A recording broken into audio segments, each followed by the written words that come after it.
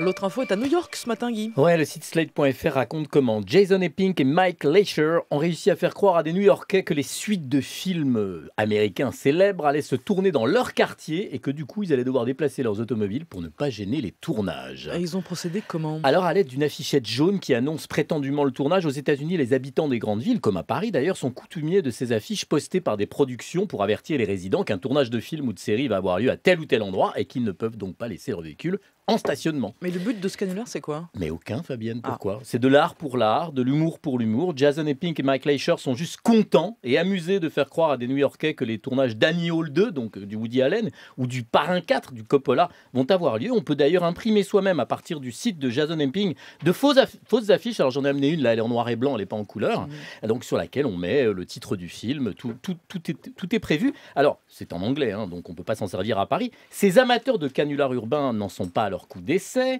Le site slashfilm.com explique que ce sont les deux mêmes qui ont peint sur certains trottoirs de New York une ligne blanche sur le sol.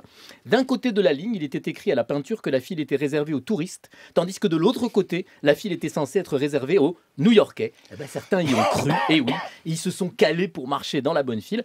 D'autres ont pensé que c'était une intervention artistique du fameux artiste de rue Banksy. Alors pour en venir aux fausses affiches de tournage de films, l'affaire a pris un tour assez surréaliste lorsque, se rendant dans le quartier de Little Italy, Epping et Leisher ont trouvé des affiches pour le Parrain 4 qu'ils n'avaient pas collées eux-mêmes. C'était juste un autre farceur du nom de Chad qui collait des affiches similaires, et aussi pour Taxi Driver 2, évidemment, de Scorsese. Alors vous doutez bien, Jean-Christophe Cambadélis, que cette initiative artistico-comico-cinématographique m'a donné l'envie de vous soumettre des titres de films qui pourraient éventuellement correspondre à l'état actuel du Parti Socialiste ou du gouvernement. Je vous vois qui riez déjà. Alors, beaucoup de bruit pour rien. Là, j'étais plutôt sympa. Les Sous-doués, je suis un petit peu moins sympathique. C'est pas très sympa, ça. Titanic, est-ce que vous connaissez la différence entre le Parti Socialiste et le Titanic? Non. Il y avait un orchestre sur le Titanic. Et évidemment, mais pour nous avons aussi un orchestre. Ah oui.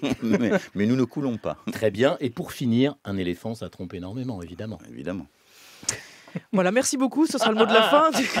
Qu'est-ce que vous voulez que j'ajoute à ça? Merci beaucoup, Jean-Christophe Cambadélis, Guy Berenbaum, bon week-end.